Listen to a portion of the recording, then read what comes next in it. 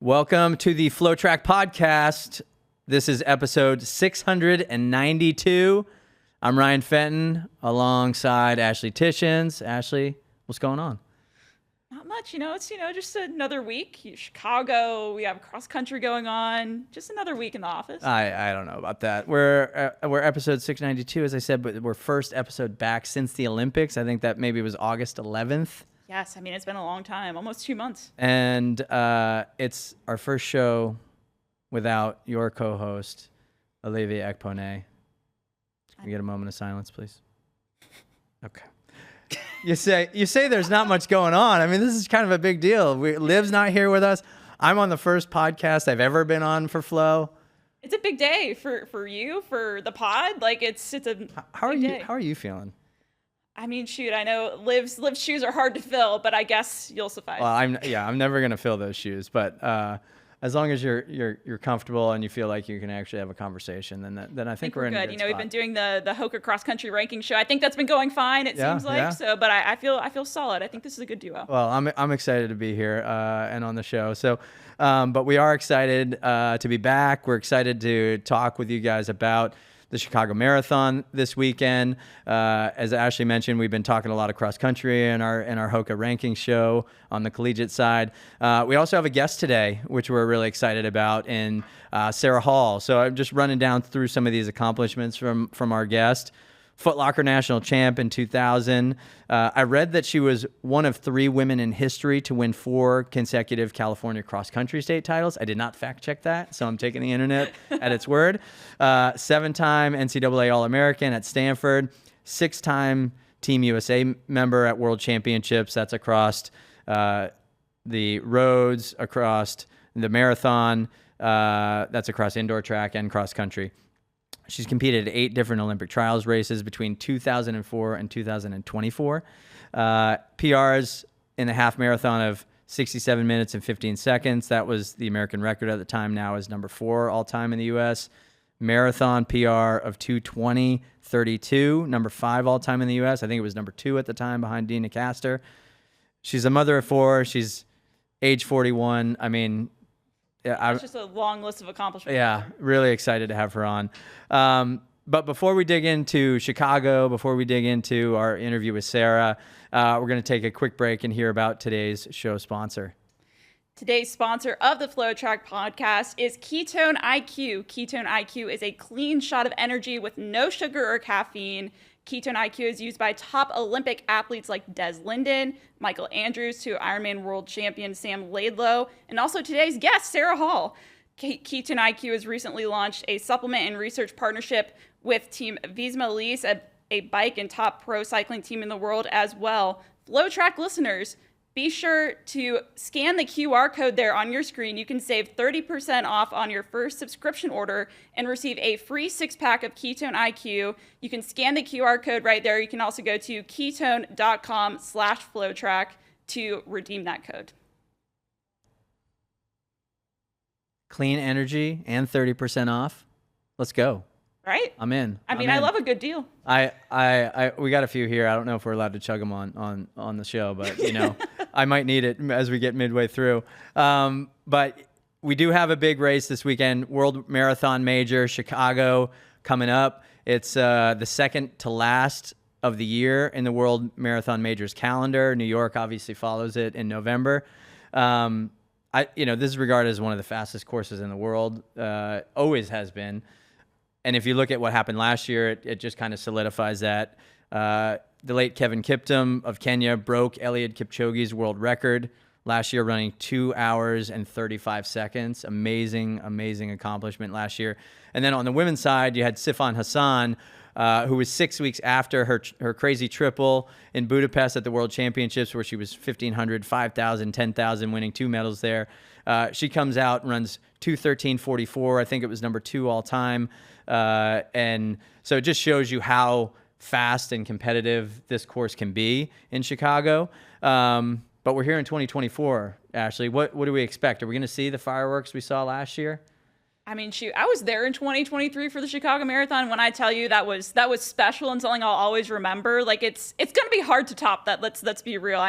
Watching, Kelvin Kiptum, which so unfortunate that he's passed since then, but becoming the first man in a race eligible course to run 201 or under 201 in the marathon. That was just pretty remarkable. And then Sifan Hassan as well, running 2:13:44, which is the second fastest all time on the women's side for the marathon. That was also just so impressive. But we're in 2024 now, but the fields are still loaded, right? If you're looking at the men's side, Amos Kipruto is the fastest man coming into this. He ran 2:03:13 in Tokyo in 2022. And then on the women's side, you have Ruth Chepngetich, the fastest entrant, 2:14:18 in Chicago in 2022. So just a couple years ago in Chicago there.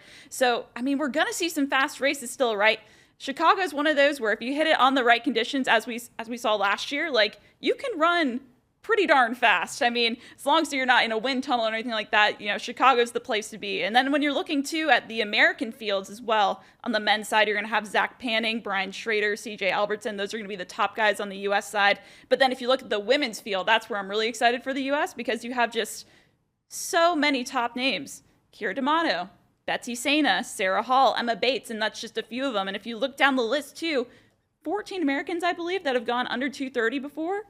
I mean, it's gonna be cutthroat out there. That's deep. That's deep. Yeah, just some of those names that you mentioned, a lot of the favorites from the Olympic trials who we did not see in Paris. So I assume there's going to be some fire to run at home, at Chicago, fast course, competitive nature.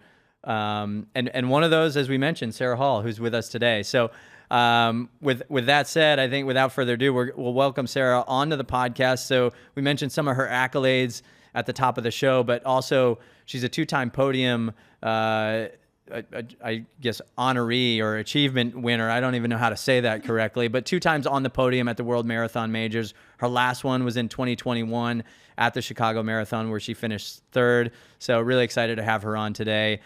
Sara Hall, welcome to the show. It's going good. How are you guys? We're doing very well, very well. Not as busy this week, I think, as you are, but we're doing pretty good. Nice. Where are you at? Tell us where you're at. What's going on this week? I'm in Flagstaff, Arizona, headed to Chicago tomorrow for Chicago Marathon on Sunday. Really excited. This is marathon number, I don't know, it's like my 10th year running marathon. So I had some where I ran like 3 or 4 in there, but then some injury years, so maybe around my 20th marathon or so. Very cool. Well, yeah, it's an exciting week. We were just talking about Chicago. There's a lot that we want to talk to you about. So it's trying to find where to start. I guess we'll start in present day, just like where you guys are at, living, training, coaching, all that foundation of where we're heading into Chicago this year. Yeah, we're based in Flagstaff, Arizona. I really love traveling. Like before we brought our girls home and adopted them, like we were spending kind of 1 month Flagstaff, 1 month at sea level all year long. So I kind of got used to that gypsy life. So I try to do training camps and little things when we can. We definitely spend the whole summer in Crested Butte, Colorado, and then made it up there for a stint in the fall. This year as well, which we've done the last few years. And then, we like to try to go like spring break. We went to Ecuador last year, which was super high altitude too. And tried to do some in Phoenix too, but Flagstaff is home. And Ryan is coaching me. He's been coaching me since 2016. And he was coaching a fair amount of athletes before, but he kind of took a break from coaching, but just kept, I don't know, there was never discussion. I thought maybe we'd have the breakup talk, but it never happened. So I was like, I guess we're just, he's stuck with me now. So yeah. We have 2 kids at home, 2 at school. So that's been a change. We used to have 4. So getting a little slower here, getting a little easier to do the sport for sure. Nice. Yeah. I know our crew was just out there with you guys in Crested Butte. And actually, I think we were out in Flagstaff in, what was it, April or so. I remember you're mentioning Ryan and coaching. You guys have been together for a while, obviously non-coaching and now coaching an athlete. But we were out at the track at NAU, and he was on the bike. It's like he jumps in and he'll coach and pace anybody that needs it. It was awesome. He was like the community bike pacer. He's really good at it. Yeah, he goes off of you somehow, even though he has to just look back behind him constantly. So He's had a lot of practice thanks to me. So. What's it like being part of that, that duo with him? Obviously you guys have been, together from the get-go at Stanford, and now just seeing how things have progressed with you two to this point. Like, what's it been like, through that journey up to this point? Yeah, having your spouse as your coach, I think for the most part is really good. Like you want them to know you, what makes you tick, kind of like Ryan's. Like I've never felt like I needed a sports psychologist because he's really good at that that stuff, and just kind of understanding me and like but I think that like I know I have some friends like Emma Coburn and Rachel Smith, and they're coached by their spouses. I would say what's a little different is like we're like a little less professional at training. Like they're really good at kind of just I don't know. I feel like I'm very unfiltered with him because he's been more my spouse for a long time, before being a coach. Whereas like Rachel and Mike started as coach athlete and stuff.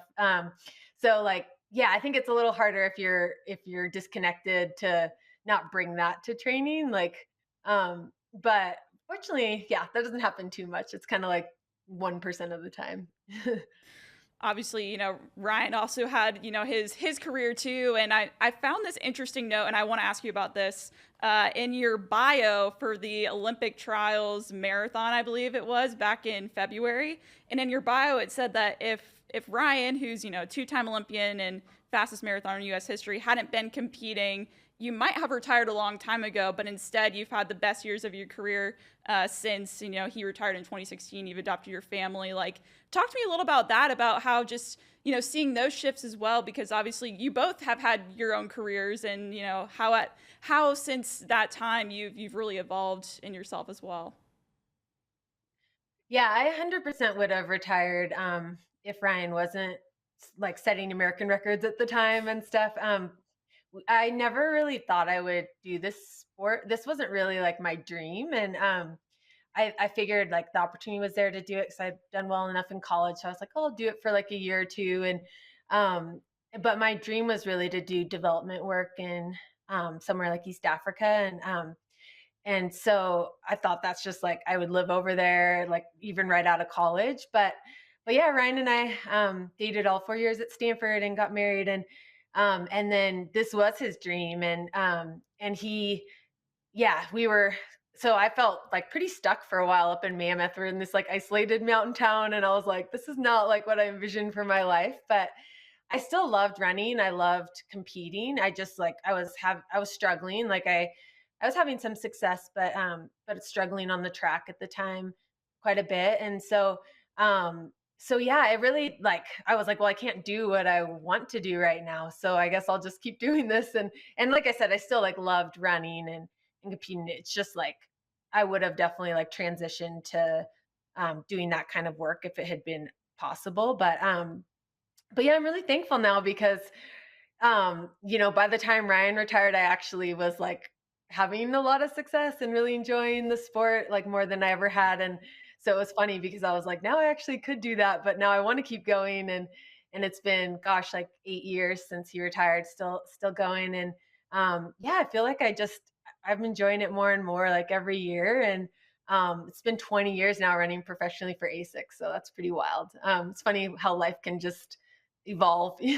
But what's cool is I've been able to do, a lot in these areas that I'm passionate about through our charity, the Hall Steps Foundation, and use running to engage the running community in these kind of same projects that I care about.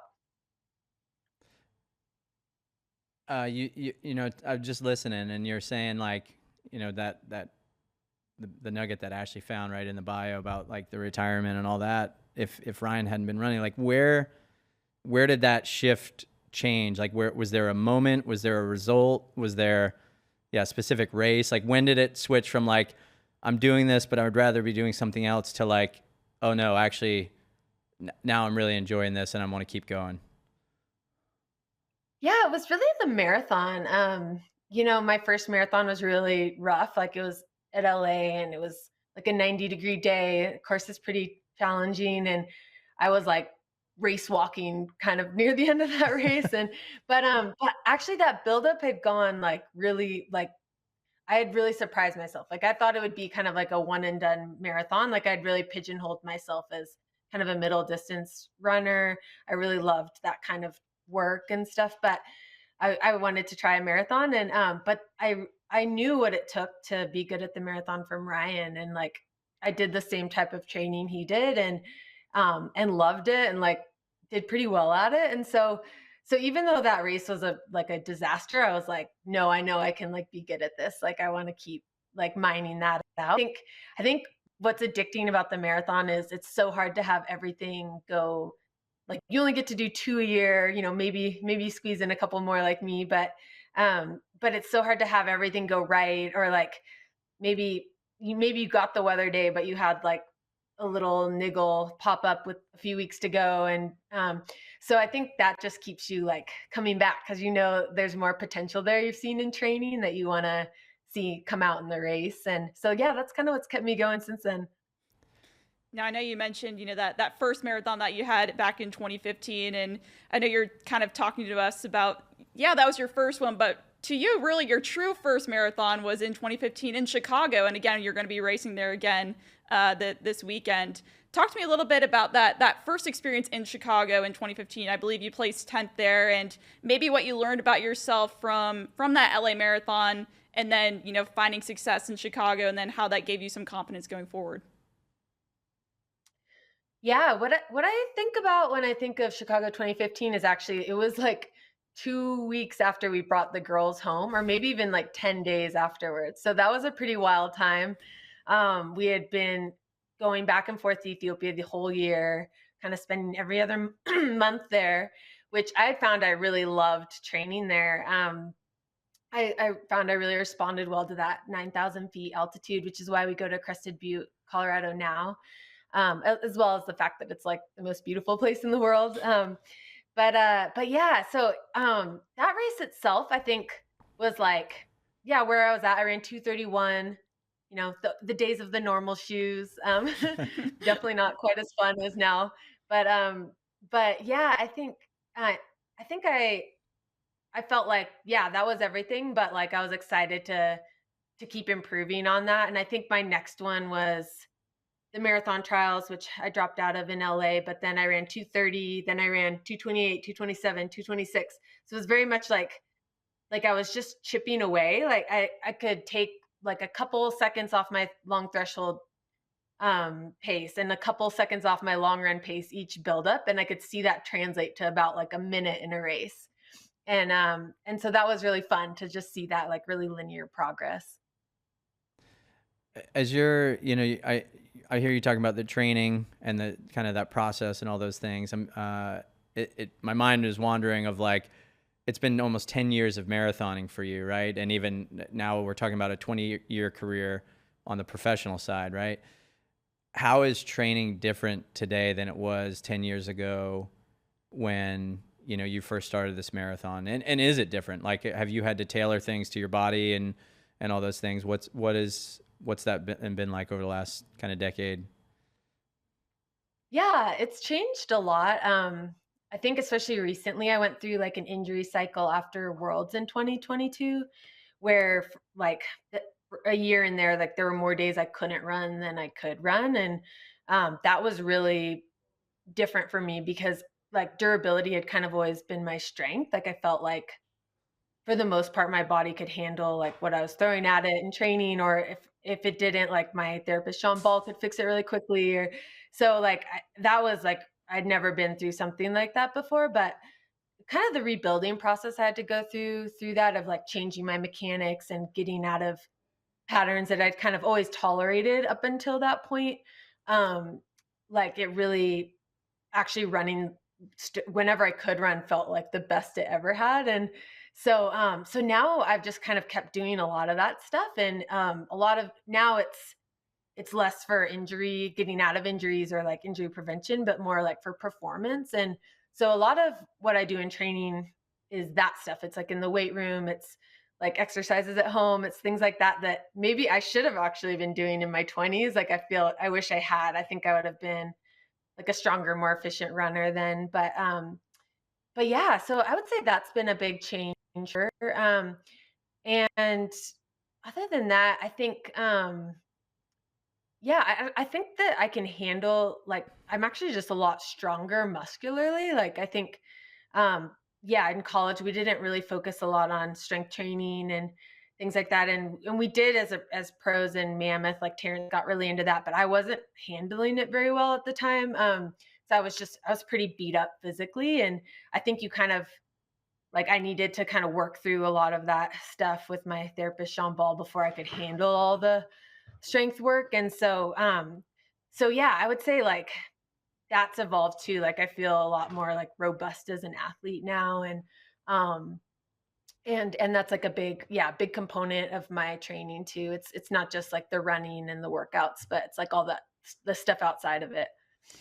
I was just going to ask, just being someone of similar age, Sarah, where I think we were a year apart in high school, we were talking about this. Uh, I experience aches and pains. And so I'm curious how significant, I think you mentioned like some of the kind of technique and the way you're running, you had to actually change. So at age 41, like specifically, what are you actually changing now, 20 years into this professional career?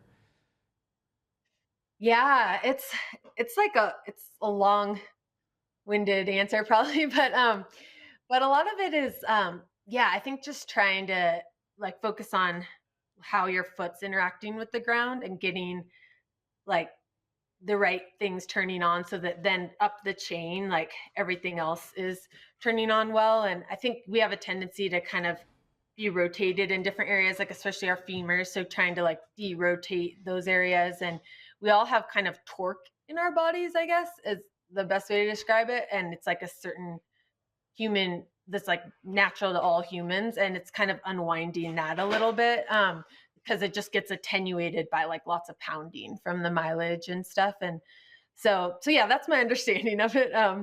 But yeah, it's actually exciting though to see how you can change that stuff, because I actually get out of bed like feeling way better than in my 20s now. But it's taken like a lot of work to get to that point. And then also too, I mean, it's been almost a decade for you in road running and marathon running. And I think, me and I'm sure you've seen it too, Finn. We've just seen how it's evolved the sport, right? I mean, in terms Yes. of fueling and shoes. I know you talked a little about shoes too, but especially with, something like fueling too. Like I know we just showed some shots from when we were out in Crested Butte with you for your workout, and you're taking the ketone IQ. Like, what have you learned about what works best for you too in terms of fueling over time? Yeah, fueling is something that's a huge limiter in the marathon. It's something I've like playing around with over the years. And yeah, we were introduced to ketones quite a while ago. Like I think it was like 2019 or something. And what I really liked about them is like I have a pretty fast metabolism, and I felt like I was like when I first got into marathoning, I was just like chugging sugar like the whole time, like in long runs and tempos. Otherwise, I would get like hungry. And I feel like the ketones like kept my blood sugar more stable, where I wasn't really like needing my bottle as much. As well as like the UCAN is it's not like sugar, and so it keeps your blood sugar really stable too. And so those two things I think have really helped me just to feel like more satiated out there. And like now if I miss a bottle in the marathon or something, it's like not even a big deal. Like I would never go back for a bottle, because a lot of times like I don't even feel like I need it. So yeah, that's the biggest thing. And as well as I feel like it's really good fuel for your brain. Ketones are like, that's kind of, yeah, I don't know how else to describe it, but it's like brain fuel. And so I think in those really hard efforts where it's like you're really having to focus, like I'm doing stuff on a 2K loop in Crested Butte. It's like an hour and a half long, like pretty hard tempo run. And so I think having stuff that helps your brain really is advantageous too in long stuff.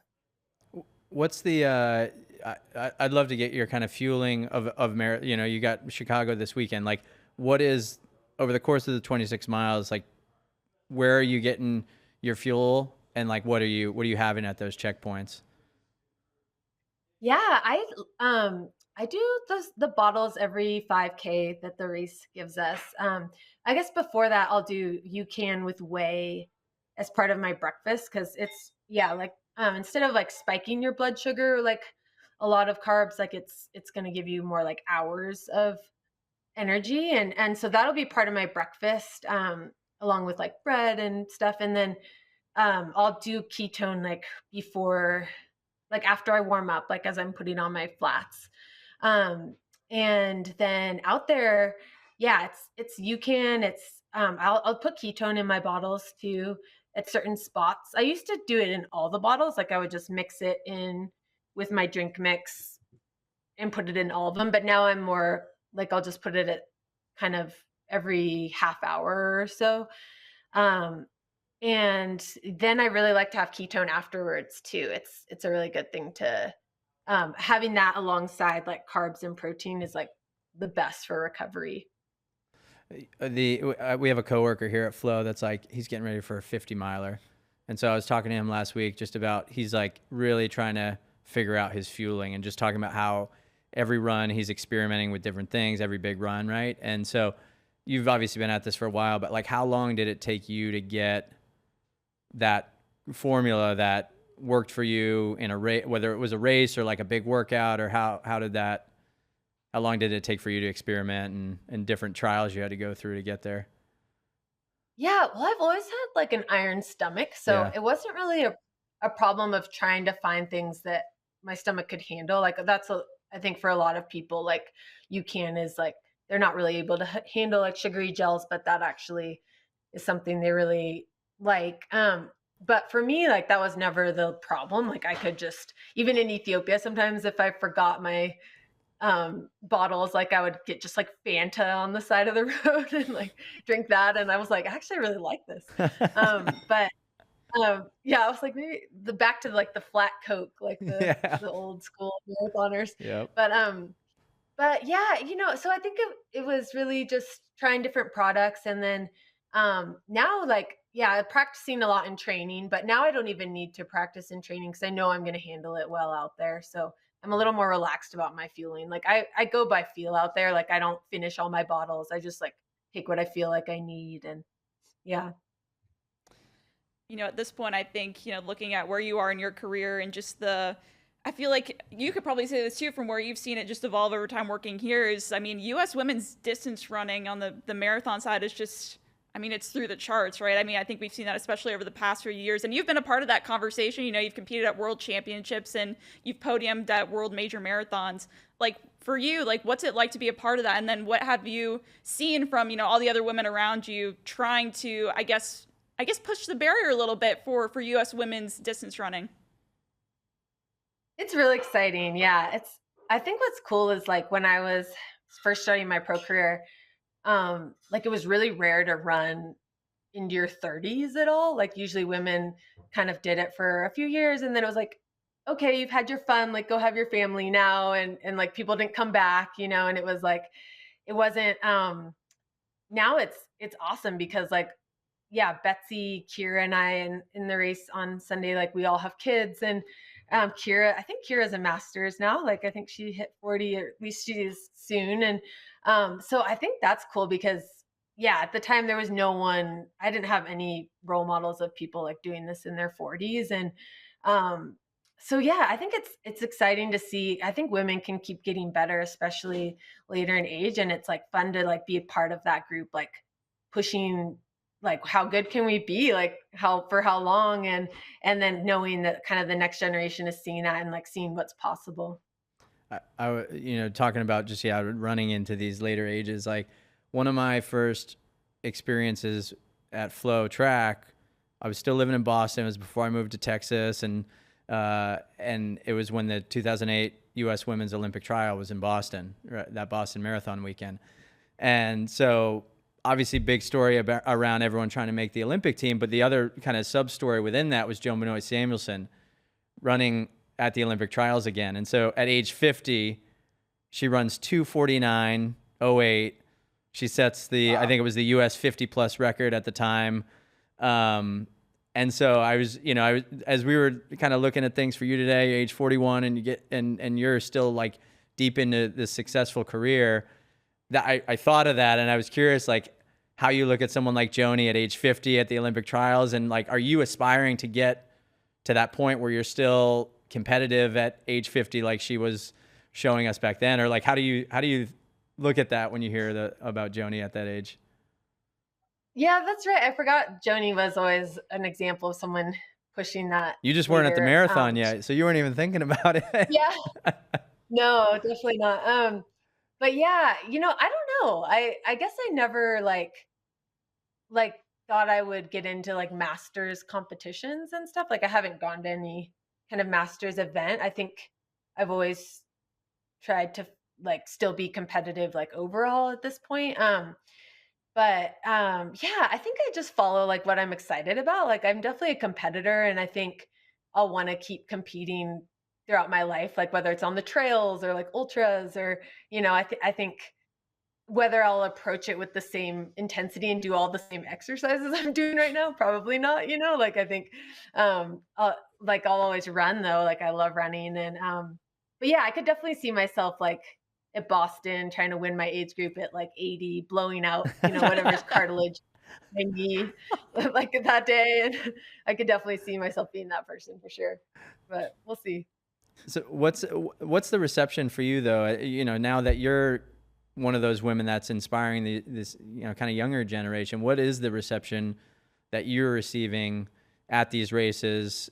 And maybe I'm curious on both ends of like kind of the casual runner or the non-elite runner, but also the elite runner that's in their 20s and like, wow, Sarah's like kicking my butt out here. I don't know. Well, yeah, it's funny, like with some of the really young ones, they're like, "Oh, you're the one with all the kids." Like, I'm like, "Oh, I guess that's my thing." But yeah, I think it is funny. Like at Boston, like this last Boston or last couple of Bostons, like it's funny because people usually it's like, "Oh, you're so inspiring," but now it's like, "I'm 42, so you inspire me," And I think that that's what's cool is like people. I feel like instead of like people can relate to your journey and it's like I have kids like I'm 40 then so people are like I can go after my goals too because I'm in the same boat and it's not too late for me to try to like achieve the things that are in my heart. And I think some of my best races were like in my I set an American record for the first time at 38 and I think stuff like that I think it's been cool to see just the ripple effect of that for people being like, okay, maybe my goals are not too late for those too. And then even, like I think people would say too, you've probably been a role model to your kids as well, right? If you look at both Hannah and Mia, like, they were both Arizona State high school champions, I believe, and they're now competing for Grand Canyon and at NC State as well. Like, what's that been like to see, your kids as well that you adopted back, almost 10 years ago, kind of take on that same passion that you have as well? Yeah, it's been fun to share running with them. I mean, they all run in to a certain degree. Like my younger ones aren't as serious as the older ones. But still, like Jasmine was hopping in and out of my workouts a lot this summer. Like we do a lot of stuff on like a 2K loop and she would just run like a minute and then like cut across and like run a minute. And so she's the second youngest. So I don't think she'll be running like on a D1 scholarship level like the older ones. But yeah, I think especially with adoption, it's like you're looking for like common things, right? Like we don't share genes and we don't have the same like history together, but like when in attachment, like you're looking to bond around certain things. And I think running has been one of the fun things to share with them. And I think I've tried to be careful about like, I don't know. I think it's hard when you love something like I've never wanted it to feel forced upon them, and we'll find out in 10 years if I did a good job at that or not. I don't know. But yeah, it seems like it'll be a part of their lives. Like now it's something that they, I don't know if any of them are going to be like professional runners, but it's fun to see them like enjoy running and enjoy getting in these beautiful places in Crested Butte, like that I love too, and getting to experience that together. How do you juggle that? Like I know two of the kids are out now and off in college. You still have two at home, but I think back to when we were talking about your first marathon in 2015. It's like you made this huge pivot in your career in terms of event focus, and then also take on a family, adopting 4 kids, all that same year. I assume that's a big year for you guys. And so, yeah, I'm just curious how you guys have learned to kind of navigate and juggle that. And, to the point about these women that you're inspiring that are in a similar boat where they're mothers and they're trying to aspire to achieve their own things out there in their running. Yeah. What was your experience and what do you share with others on how to help navigate through those things? Yeah, I think what's helped for sure, the biggest thing was just Ryan retiring at the same time, and he didn't go into like a 9 to 5 job. So we were able to be like true partners and everything. Like he was driving them more, but I had my stuff that I was doing more of, and we were able to really, I think, like divide and conquer on stuff. So I think it's a lot harder when you don't have that, and that was definitely like a luxury to have him home and stuff. But yeah, I think too, I've just learned like to just focus on quality of time with the kids versus like being there all the time. Like I don't think my kids need me all day long. Like I'm definitely not one of those like hovering parents.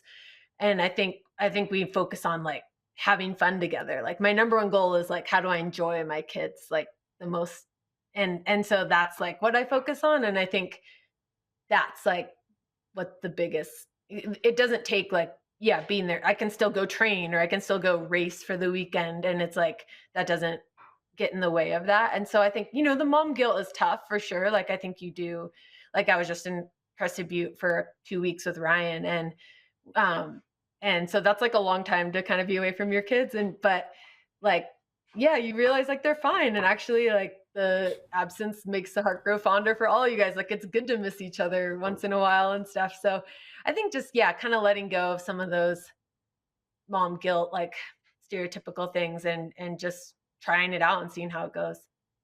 Nice. Do they make the trips with you? Will they be in Chicago this weekend, or how often are they going to the events? Yeah, they come to maybe like 3 a year. So they'll be at Chicago. They were at the trials. They didn't come to Boston. But yeah, they're more into like, hey, can you run a race in Japan? Like I really want to go to Japan. So now my racing schedule is going to be based on that.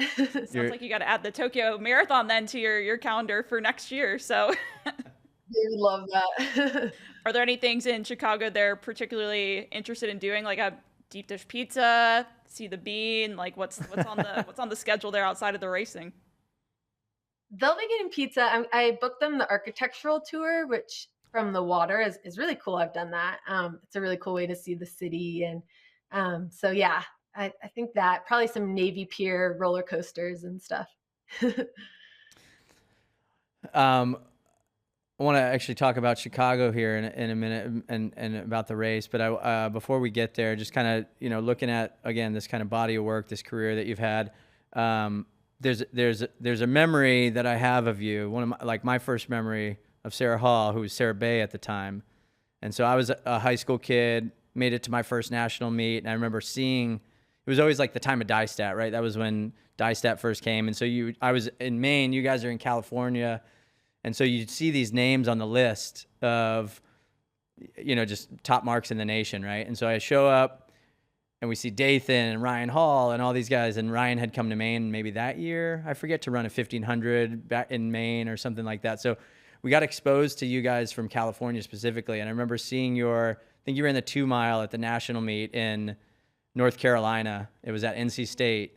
And so just, I've gotten, I'd say kind of the honor to kind of see a lot of this trajectory of your career, just having been a similar athlete at age and now what we do at Flow. And I think back to that time, and I'm curious in your mind, like, what are your memories as a high school kind of national champ and All-American to where you are now? And how do you think differently about, like, similar or differently to the sport, the way you approach competition? And then again, just like when you think back to those memories, like, who is that Sara Hall or Sarah Bay back in 2000 to who she is now as an athlete today? Yeah, it's interesting. I feel like there's a lot of similarities, like in just how I approach the sport and racing. Like, I fell in love with the sport just exploring these trails across the street from my house in Northern California, and I feel like even now, like when I'm in Crested Butte, like I can't help but just go exploring there. Like even though it'd probably be better if I just ran flat and like like just like have a marathon coming up, but it's like no, I need to like get in the Aspens and like get up to this point and stuff. And so I think there's a lot of like just like joy in the process and like zeal. Like I've always kind of done as a high schooler, I did a lot more mileage or was did like crazy stuff I would never do now as a pro, but like it was not coming from like exercise like compulsion or something. Like it was just this zeal for like loving pushing myself, loving like pushing my limits and like finding my limits. And I think that's all like still there for sure. And yeah, I feel like I've actually come full circle with like my like just joy for racing, where early on like I feel like I had nothing to lose. I loved racing, like, and then I really was like stumbling upon the message boards in high school, like when Let's Run like first came out, and like just seeing people like rip me apart on there like just really got in my head. And I feel like it started kind of like a seed of like fear of failure that kind of grew with different things later on. And that I think as I experienced like failure like in college and as early on as a pro, like I started to kind of lose some of the joy of competing, and it was more just wanting to like not fail than be excited to like for the chance to win and stuff. And it took a bit to kind of get free of that. And now I feel like I'm back to like how I was in high school, where like I'm just really excited to get out there on Sunday and um yeah, like feel like I have nothing to lose or like nothing to prove to anyone, but just like my main goal is like to have as much fun as possible. And so yeah, that's something I like to speak to kids about, because running is a really high pressure sport. It's an individual sport. And it's sad when I see like high schoolers like really like even when you're not at the top, but just struggle with like nerves and stuff with running. And so I like to talk to them about that, because that's yeah, a big thing breakthrough I've had in my running for sure. How do you keep that mindset? I think like you're obviously you're racing, you have the opportunity to race multiple times a year and do different things. But I always look at a pro athlete and a pro runner specifically and think about the Olympics, right? And that being such a big goal. You've been at 7 Olympic trials. I think have stepped on the line for 8 different Olympic trials races. That's one goal that I'm assuming that's a goal of yours that you haven't got to yet. And so I think for a lot of runners, that's a big one, right? When you mentioned failure, it's like, do moments like that impact you in a way that you have to kind of really call deeply around those other joys and motivations of running? Or how does that factor into kind of everything you're doing as an athlete? Yeah, I mean, the disappointment is always there, and like I feel like I was the most disappointed I've ever been from this last marathon trials. So I really felt like that was going to be like the end of my story, and like I felt like everything I'd done through the really hard injury cycle was going to pay off in that moment. Like I was feeling the best I ever felt running, and you know, I could feel it all like coming together, like, but yeah, I think I do have a different perspective now. Whereas like I would be really disappointed in 2008 when I didn't make that 1500-meter team. But uh, but now like I feel really proud of myself for that process. Like I think I really like when I look at that race now, I don't feel anger or sadness or as much as I feel like proud. And I think you just have a different perspective of valuing like the people that are in your process too, and how really like I think I've had the advantage of learning from Ryan retiring and then looking back on his career and being like, okay, what is like the fruit that remained from the career, right? Like it's pretty crazy. His records actually still stand, but normally you would say like the records go, but in his case, even though he's in normal shoes, somehow they're still there.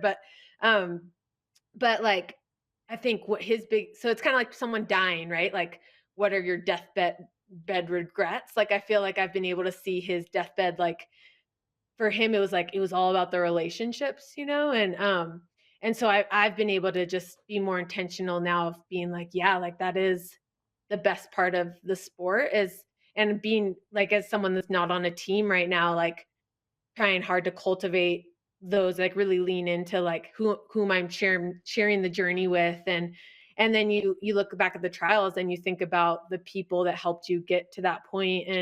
Um and so then it becomes, yeah, it becomes more like meaningful because it wasn't just about the result, right? It was about the process um and like who you became in the process and then who you got to share that with, for sure. Well, obviously, you finished fifth at the Olympic trials earlier this year, but you segue and then you run the Boston Marathon, and here you are now running the Chicago Marathon, 3 marathons in 1 year. Finding that those new goals to chase here in 2024. You finished 15th in Boston, 2:27:58. As you approach Chicago here now this weekend, you said you wanted to have fun, enjoy it like you used to when you were in high school, those races. Like, I guess maybe what will it take for you then on race day in Chicago on Sunday to have that enjoyment, to really just enjoy that experience in a field that's pretty loaded? Yeah, I think it's kind of just the same approach I've had in those other marathons this year. Like even stepping to the starting line at the trials, like I felt really loose. I felt really just excited to be out there after kind of missing a lot of racing the year and a half prior. And so yeah, I think it's leaning into like just that excitement to race. I haven't raced in 3 months. That's a long time for me. And I think it's kind of letting go of like expectations is a big part of it. Like it's easy to get really married to like a certain time goal or place or something. But I think when you can, I've seen that in my training, I can get really like bent out of shape if I'm like tempoing at like 2 seconds a mile, like slower than I wanted to or something. And it kind of like steals the joy from like the day. And so I've learned to just kind of let go a little bit of some of that stuff. And then I think that, yeah, you can have like special things can happen when you're just focused on the joy and the competing part of it. Then I think the times and the externals kind of take care of themselves. We talked before you jumped on, Sarah, about just the depth of the women's U.S. field at Chicago this year, and it's a lot of big names in U.S. women's distance running that was at the Olympic trials that all had those big goals for Paris this year. Just curious, amongst yourselves, like how competitive is that going to be out there this weekend, and how do you guys approach that? Yeah, I'm someone that I don't really focus on the race within the race. Like I'm never trying to be like the first American at a marathon major. Like I am more like it's I see them as like compatriots, right? It's like you like the Kenyans and Ethiopians like tend to work together out there. And I think when we did that in Eugene, it was like really awesome to be able to work together. But yeah, I think if there's like a record on the line, right? Like you still have to be like the first across the line for that. But yeah, I think it'll just be a really fun atmosphere to feed off of. And I respect those women a lot. These are all the best, like some of the best marathoners in the US, but none of us made the Olympic team, right? Like this isn't like, so I think we all are looking for redemption. And I think the upside of not doing the Olympics is you can be ready earlier for Chicago and get a chance to run fast. So I think probably all of us are kind of thinking the same way that way. And then I know, obviously, Chicago will have this weekend, but I'm sure Fenton and I and everyone else wants to know too, like, what are the goals after Chicago? Like, what is the next, little period after Chicago look like for you? Like, what are some of your bigger goals a little further down the line as well?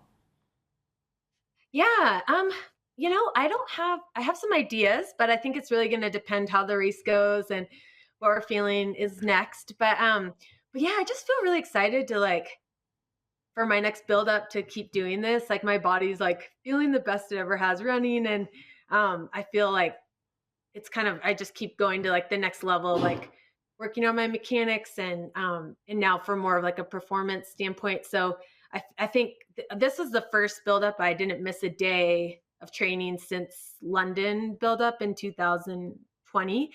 So it's been, that was really encouraging. And we also we decided to kind of go back to being as aggressive as we were before the injuries. So the fact that I could handle the training like just as hard as I ever have without any interruptions, like makes me excited for the future and just to keep building kind of on this. And I think the upside of age is like you can keep like getting stronger and stronger if you can handle the training.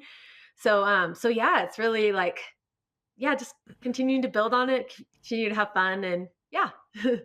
I got to ask, since you just brought up how well the training's going. Your last Chicago was your last podium at a World Marathon major. So how do you compare the build up this time around from 2021 when you were third?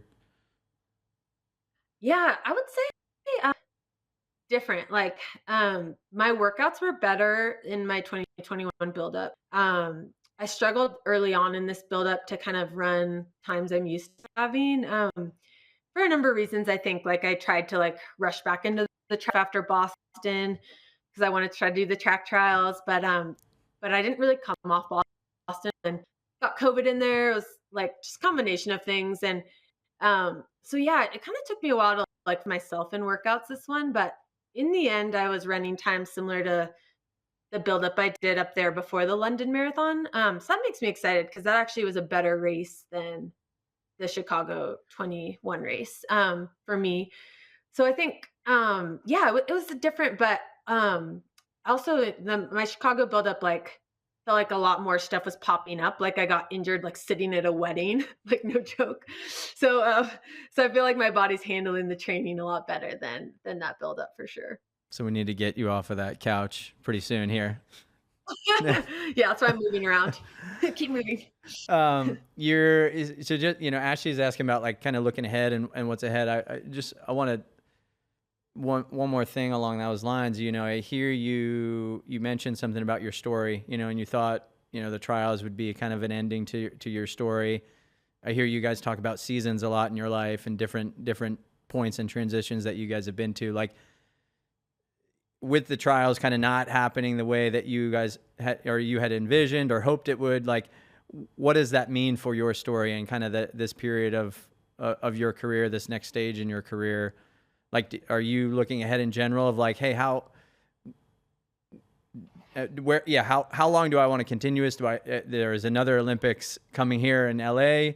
Obviously you guys are from California. There's a lot of, just a lot of ties for you with that. Like, how do you look ahead towards that?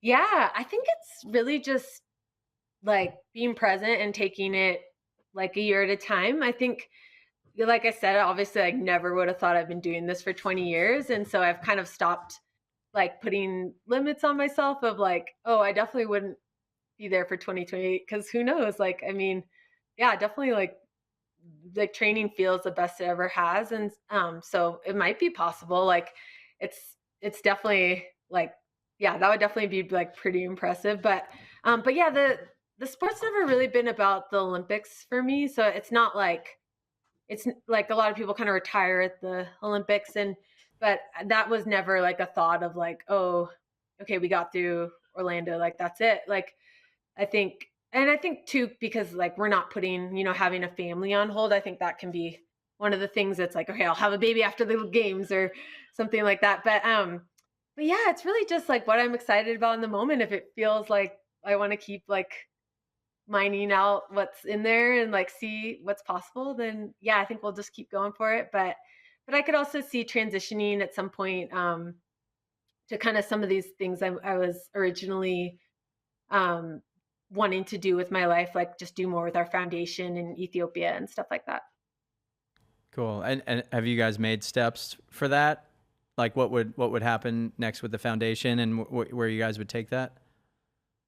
Yeah, I mean, we're funding orphan care projects in Ethiopia, like especially helping kids. There's like 60,000 kids living on the streets of the capital city alone, and so helping them with like housing, like finding, like getting into schools or jobs or things, just getting back on their feet, like in a better life situation is a big focus of what we're funding.